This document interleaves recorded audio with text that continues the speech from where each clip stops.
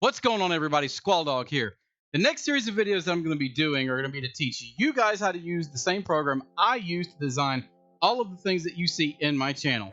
As most of you already know, I've actually designed all of my channel overlays, with the exception of the Twitch subscriber and recent sub stuff.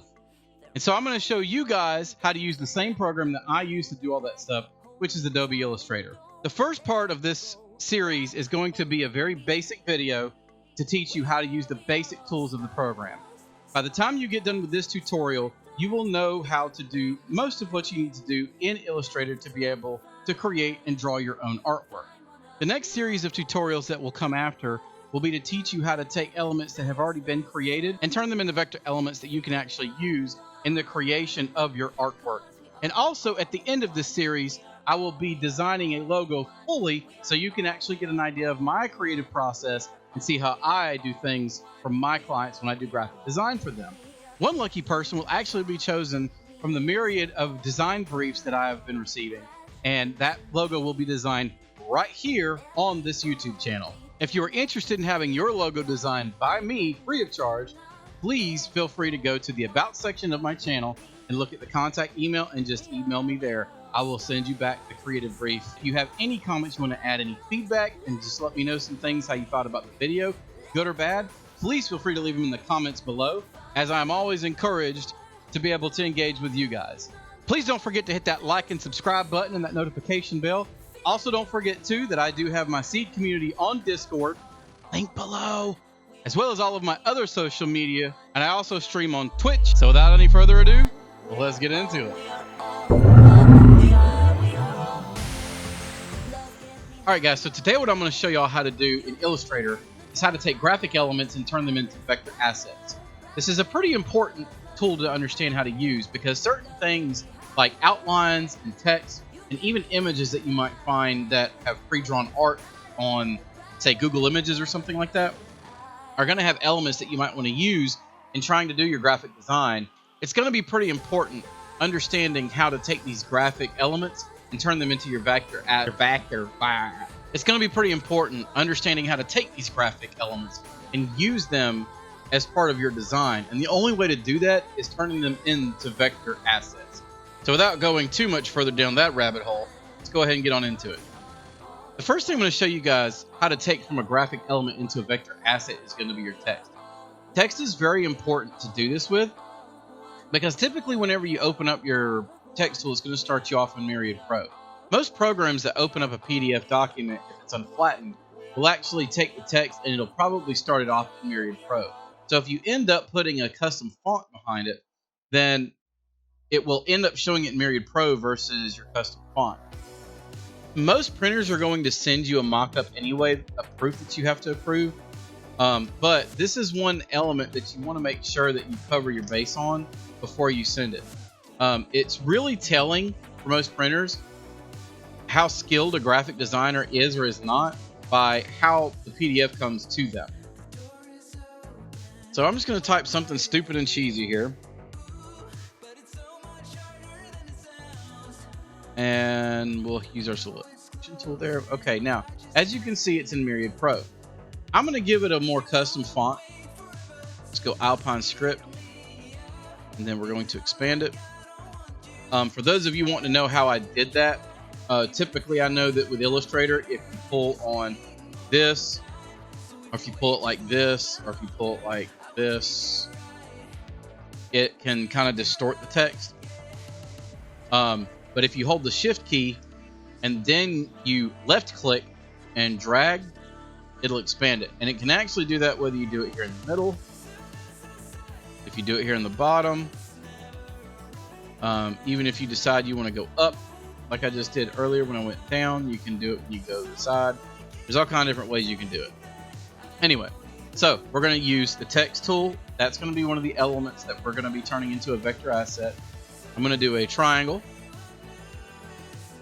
And as you can see, you've got two options here when it comes to coloring. You've got your fill and you've got the stroke. And now we're going to do the line segment tool. Now I'm not going to be using a fill on my line segment tool, although you can. That's not what I'm doing. For the purpose of this tutorial, I'm going to be doing it in an outline or a stroke. And so what I'm going to do is I'm going to take this over here, and I'm just going to create that like that.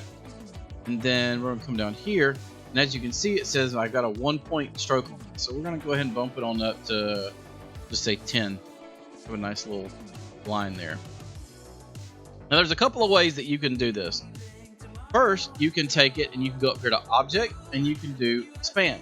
When you do Expand, you want to make sure that you get your object and your fill selected if you've done your fill.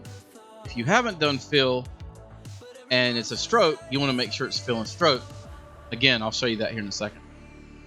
So we're going to go ahead, we're going to outline that. Now, as you can see, I've got the rectangle here and I've got the fill in.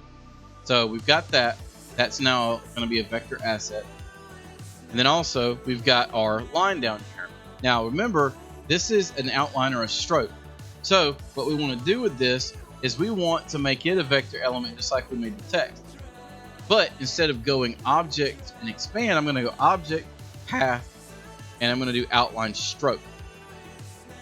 Now by doing that, as you can see, if I do the direct selection tool, you see we've got our points here.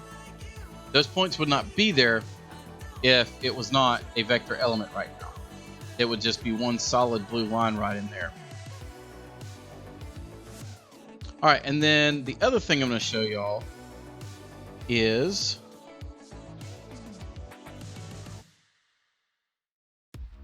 let's say you want to put something in there. Now, yes, you can make a heart pretty easily in Illustrator, but let's say you wanted to find something a little bit more, I don't know, custom, something that had a little bit more pop to it.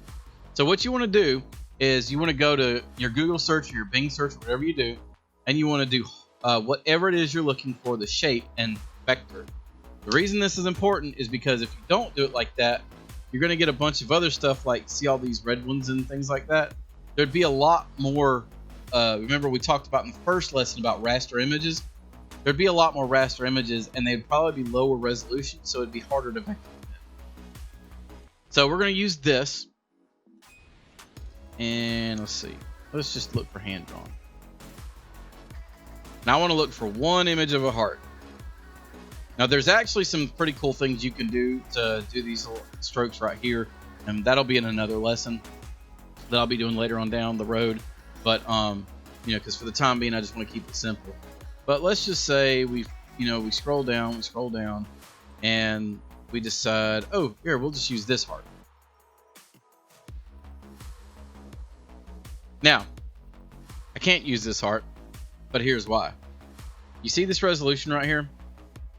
Whenever you were trying to make Illustrator take an image like this, a raster image, and vector it out, you want it to be in a fairly large resolution size. Now something like this, you actually probably could get away with like a 800 by 600 or something like that. I typically try to look for something over a 1200 by whatever resolution.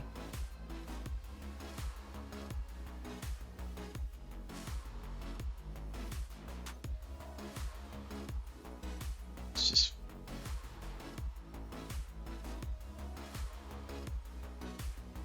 how's this one? 500 by 500. Nope. This has got a thick enough line, and it's 820 by 74, so we can do that. So what you're going to do, if you want to do that, you want to go to right click, and you want to go to copy image. All right, so now what we need to do is we need to go put it in Illustrator and get Illustrator to trace it out for us. So what we're going to do is we're going to minimize this. We're going to paste it in here. Now there's a couple of ways you can do this. You can either go edit and paste, or like I'm about to do, Control and V. Just going to set it over here to the side. Now what you want to do is, this is another way to do it, is you can go Object, Image Trace, and then you're going to do Make and Expand. Now if you just do Make, what it's going to do is it's going to trace it out, but it's not going to actually give you those vector points, so you want to Make and Expand. So we're going to go ahead and do that. And now you see how I've got the little lines around there? That lets you know that it's been turned into a vector image. Now, when you're doing it like this, there's one more step you've got to do to make it to where it's an editable image. And I'm going to show you that right now. So you've got this here. You see how you've got your white bounding box around it? So what you want to do is you want to click this, and you have to ungroup it because everything at this point right now is grouped together. So you're going to ungroup it, and then you're going to highlight the selected path. Now you see the inside here is not highlighted. You don't have the blue lines. Okay, so what you're going to do is you're going to hit delete. Now you got the bounding box gone, and we want this gone too, so we're going to go ahead and delete that. And there you go. Now you have all these elements here that you can use in your design. You can use all these elements because they're vector assets. You can use these as part of the design to do whatever you want to do. And there's several other things that I'm going to be showing you how to do throughout the course of these next several set of tutorials. But this is going to be it for this one. Thank you for watching. Get out of my way, people.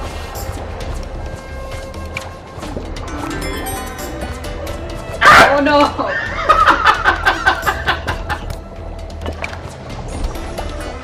This doesn't work.